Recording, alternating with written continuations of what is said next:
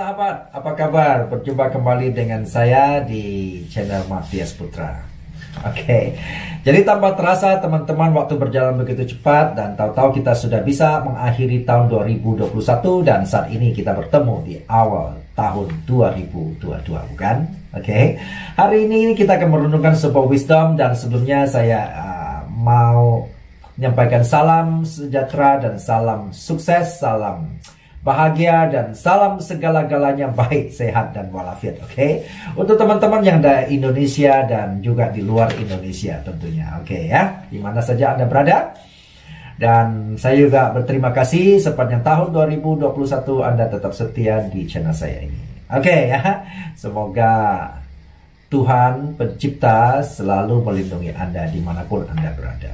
Oke, jadi untuk teman-teman pertama kali singgah di channel saya ini, teman-teman kalau mau mendapatkan video saya untuk wisdom setiap hari Minggu jam 10 pagi atau video-video edukasi lain yang berhubungan dengan dunia trading emerging market, tentunya teman-teman bisa subscribe di channel ini dan teman-teman bisa klik loncengnya untuk mendapatkan notifikasi supaya Anda tidak ketinggalan, dan video saya selalu muncul di hari secara rutin ya, di hari Jumat jam 6 sore, kemudian Sabtu jam 6 sore, dan hanya Minggu wisdom di jam 10 pagi ya, biar kita santai merenungkannya kan ya.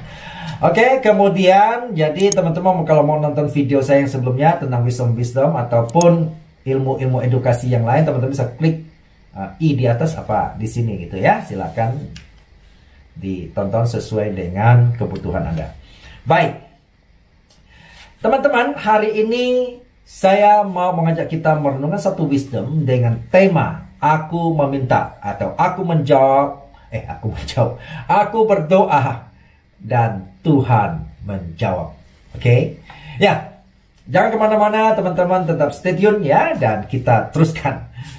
Bagaimana maksudnya? Jadi begini teman-teman, kalau kita di dalam kehidupan sehari-hari yang sering kadang-kadang bisa berupa keluhan ya, bisa berupa pengakuan ya, bahkan ada kadang-kadang pengakuan itu bisa karena apa itu?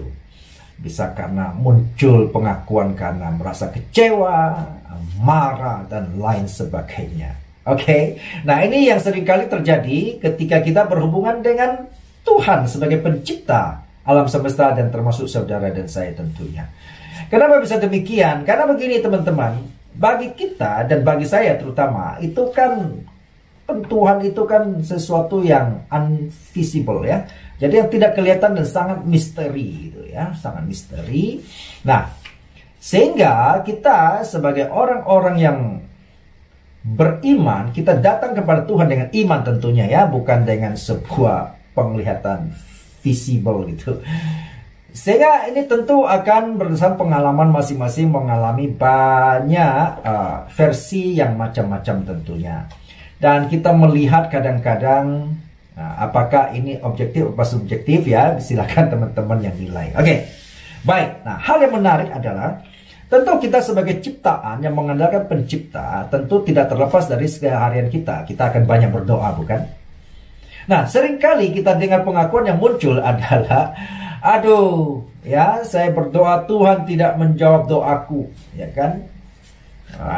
Itu sudah muncul kecewa namanya, ya kan? Saya selalu berdoa kok, tapi Tuhan nggak pernah menjawab saya.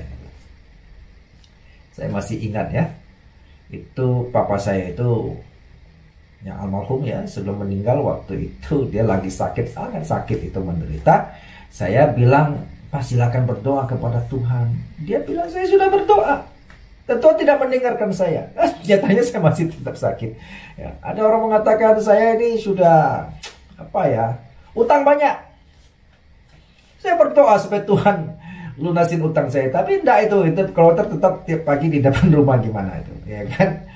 Jadi kemudian ada juga yang merasa, aduh saya kok usahanya gagal terus. Saya sudah berdoa kok, tetapi kok gagal dan gagal ya. Berarti Tuhan tidak mendengar doa saya dan tidak mau menjawab saya. Nah, ini menarik teman-teman. Benarkah Tuhan tidak menjawab doa kita? Mari kita melihat sebuah, ini buku saya juga senang ya. Buku dikirimin dari sahabat saya itu ya. Ini cerita-ceritanya menarik sekali dan wisdom-wisdom yang sangat bagus untuk kita renungkan bersama. Oke, di sini bercerita tentang seorang anak muda berdoa atau meminta kepada Tuhan dan kita melihat respon daripada Tuhan itu seperti apa. Ini yang penting kan ya. Oke, ya kita coba simak sama-sama. Di sini dikatakan ya, seorang anak muda berkata, "Aku meminta kepada Tuhan untuk menyingkirkan penderitaanku." Ini doanya, ya, bagus kan ya? Tuhan menjawab, "Tidak, itu bukan untuk kusingkirkan, tetapi agar kau mengalahkannya." Wis, ya.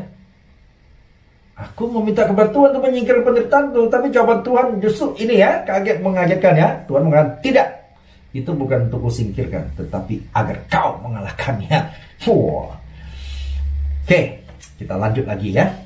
Ya, teman-teman renungkan ya. Lalu kemudian anak muda ini berdoa lagi. "Aku meminta kepada Tuhan untuk menyempurnakan kecacatanku." Berarti mungkin cacat fisik ya. Dan kita melihat apa jawaban Tuhan. Tuhan menjawab pun, "Tidak. Jiwa adalah sempurna," kata Tuhan. "Badan hanyalah sementara." Wis. Jadi belum ada yang ketemu yang cocok ya antara apa yang diminta dan jawaban Tuhan. Kita lanjut ya. Lalu dia teruskan berdoa, "Aku meminta kepada Tuhan untuk menghadiahku kesabaran." Tuhan menjawab, "Tidak. Kesabaran adalah hasil dari kesulitan." Ingat, kesabaran bukan meminta kepada Tuhan untuk menyediakan secara instan, tapi Tuhan mengatakan kesabaran adalah hasil dari kesulitan. Itu tidak dihadiahkan.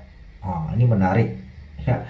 Itu dipelajari dan dilewati dengan proses kehidupan. Nah, ini menarik sekali. Oke ya. Lalu kita lanjut. "Aku meminta kepada Tuhan untuk memberiku kebahagiaan." Baik kan? Tuhan menjawab, "Tidak, aku memberimu berkah," katanya kan ya. "Kebahagiaan tergantung padamu." Ini artinya apa?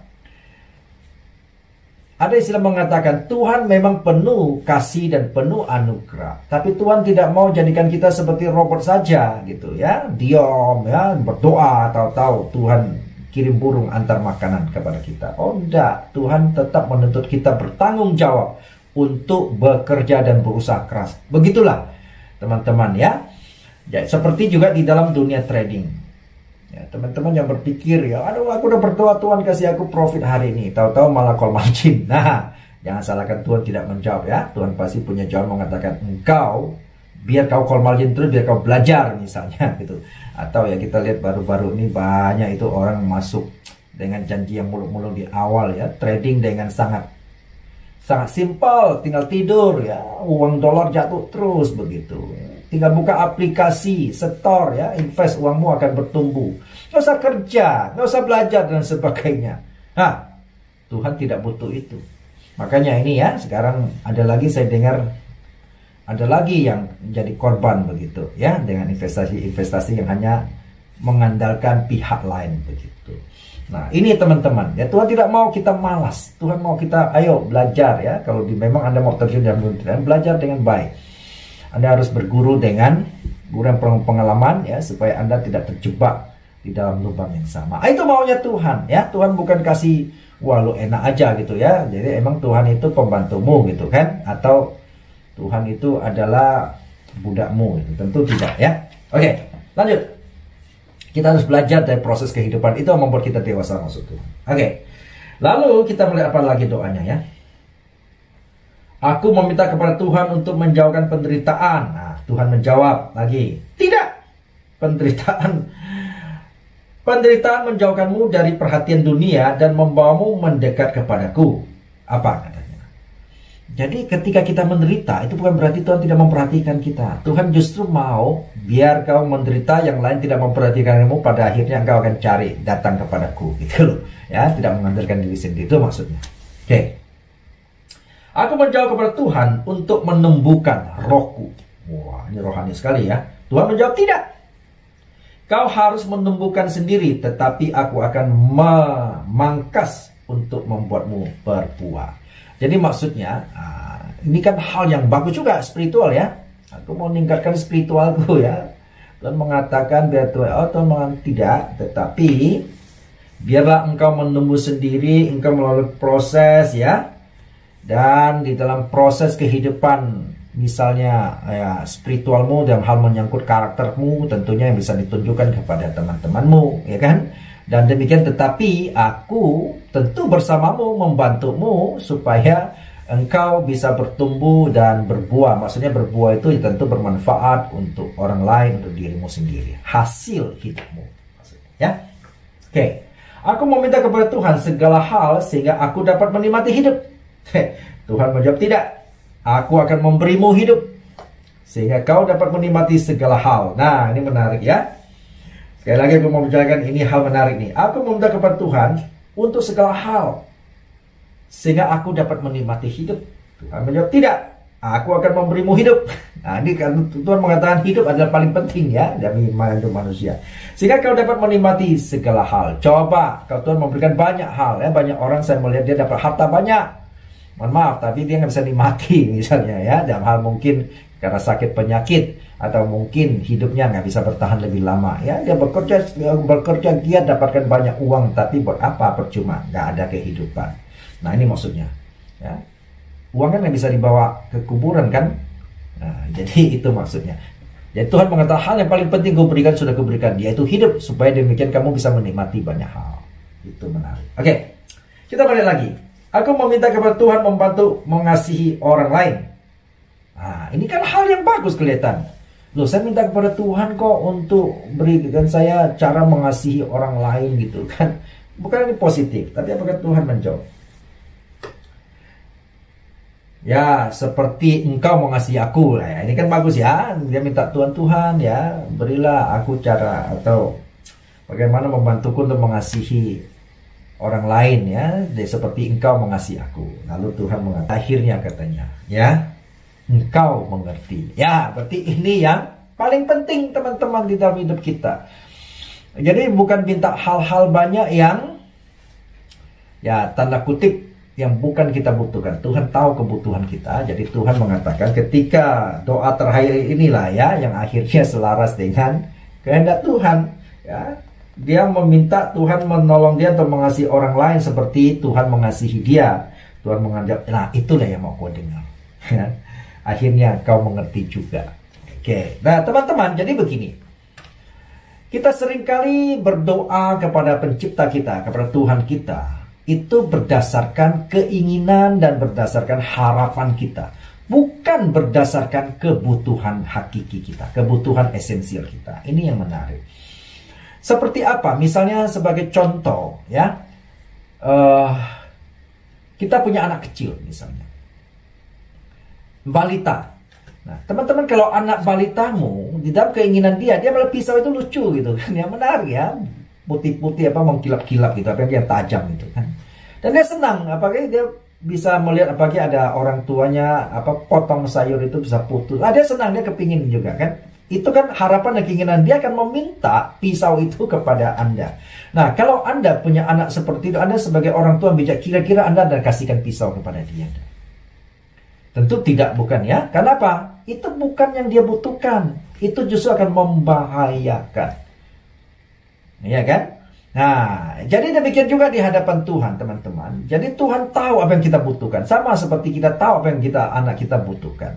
Nah, kalau anak kita mengatakan dia mau tidur, atau misalnya punya adiknya ya, atau punya kakak-kakaknya, kalau dia bilang, dia suatu hari dia datang kepada Anda, dia mengatakan, papa, mama, ya kan, bagaimana caranya saya bisa baik-baik ya, bisa sayang sama adikku, bisa sayang sama kakak-kakakku gitu kan ya. Wah, kan itu Anda pasti senang kan, Anda pasti akan karena itu yang dibutuhkan gitu kan, pasti Anda mengabulkan.